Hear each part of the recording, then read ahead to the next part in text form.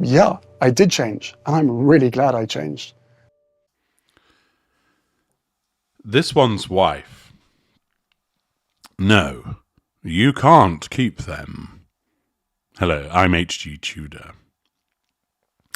Marie Claire, an article by Rachel Birchfield, tells us Prince Harry and this one's wife had to return £7 million in wedding gifts from fans because of little-known royal protocol.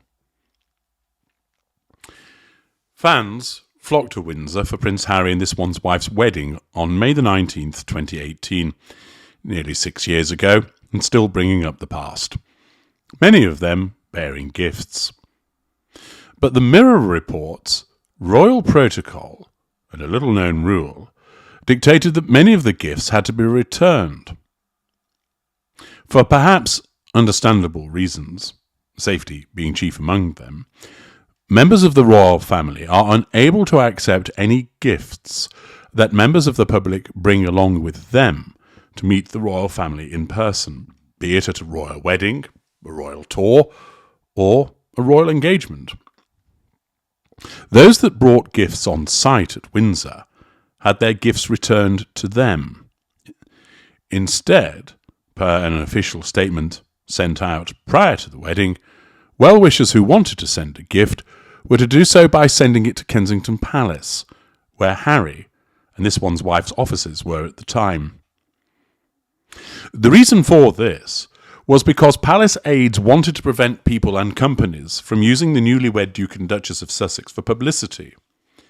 It was previously reported that Harry and this one's wife had to return £7 million in wedding gifts for that very reason. This isn't just a Harry and this one's wife rule. Oh, what a surprise. Thought, of course, everything has to be about them and therefore it would just be about them. But apparently it's a rule for the entire royal family. Well, naturally. No family member is allowed to accept gifts that could be seen as advertising. After all, as we well know, the royals, particularly Kate and this one's wife, are huge influencers on what to buy, and anything they wear sells out nearly immediately. Which I always find rather entertaining, because you can understand why the things that the Princess of Wales wears will sell out, because she invariably looks elegant and stylish.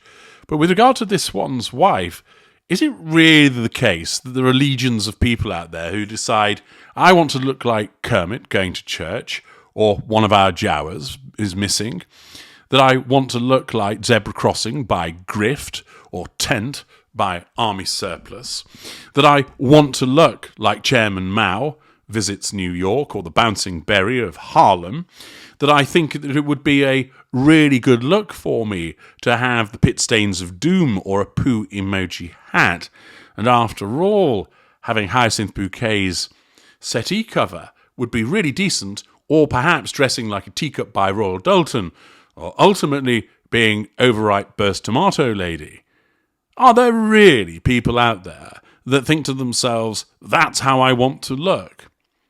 I suspect not. And I think much of what's written about certain items selling out is as a consequence of either this one's wife buying them herself, or it's just PR pap that's been pumped out there to make her seem more popular than she actually is.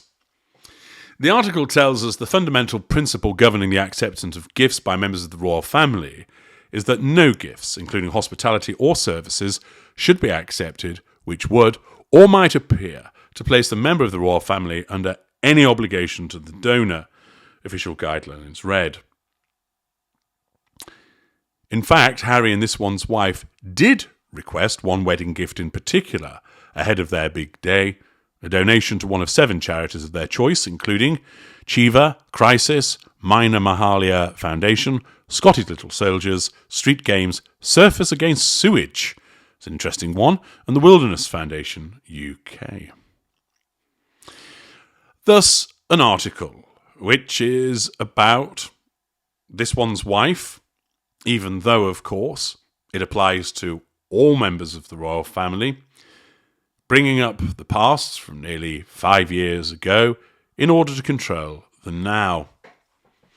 But how might this one's wife have reacted to the fact that she wasn't allowed to keep all of those gifts? Badly would be the short answer. Driven by her sense of entitlement, much in the same way that she sought freebies from fashion houses, the gifts that were provided by people she would have wanted to keep. Some of it would have been tat, things that had been perhaps made at home that she wouldn't really have any interest in, and she'd have no difficulty with those being sent back. But more stylish, more expensive items that might have been provided to her from certain quarters, she would have wanted to keep.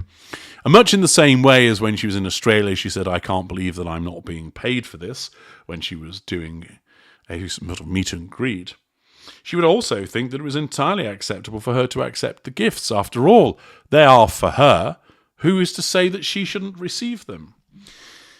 Even though there is a most legitimate explanation as to why it shouldn't be accepted, because of the consequences of being seen to advertise certain things, it's better to impose that blanket rule.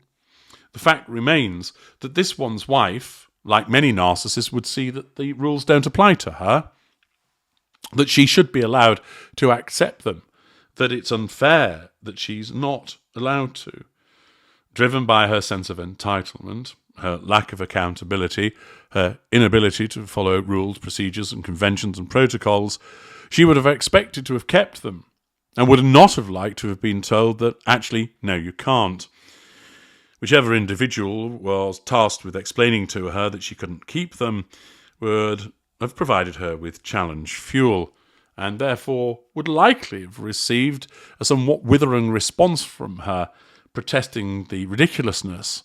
"It's not as if I'm going to go flaunting that these people have bought me these things," she would have said. "It's not like I'm going to go around showing them off." But nevertheless, the royal protocol dictates that she couldn't receive them.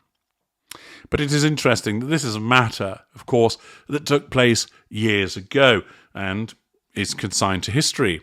Yet, once again, the necessity of remaining relevant, of ensuring that the now is controlled either by the future or by the past, this one's wife has had to ensure that Marie Claire, which is one of the supine publications, that has to ensure that this is brought to the forefront once again.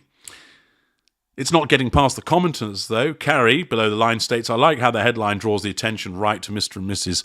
Markle, but it's a rule that all members of the royal family must adhere to."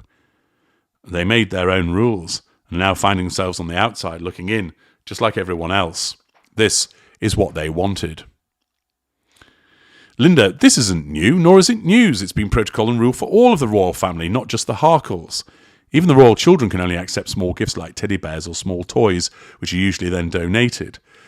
It's a rule that's in place for the US President and First Lady as well. Any gift over a certain amount is considered to be property of the United States, or cannot be accepted because it would appear to be given in exchange for favours or promotions.